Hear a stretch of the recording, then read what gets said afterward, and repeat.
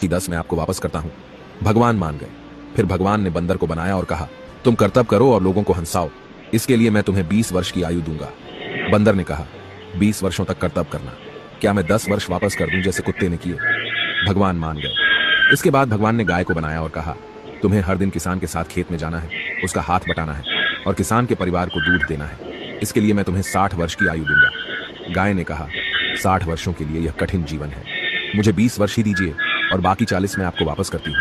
और भगवान फिर मान गए। फिर भगवान ने मनुष्य को बनाया और कहा, खाओ, सो, खेलो, शादी करो और अपने जीवन का आनंद लो, इसके लिए मैं तुम्हें 20 वर्ष की आयु दूंगा। लेकिन मनुष्य ने कहा, केवल 20 वर्ष?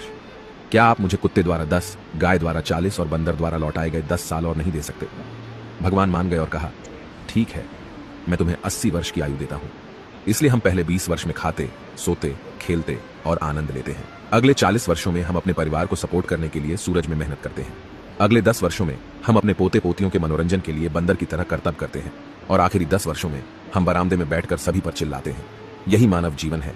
ऐसी और कहानियों से सीखने के लिए जेनिथ अपलिफ्ट को फॉलो करें।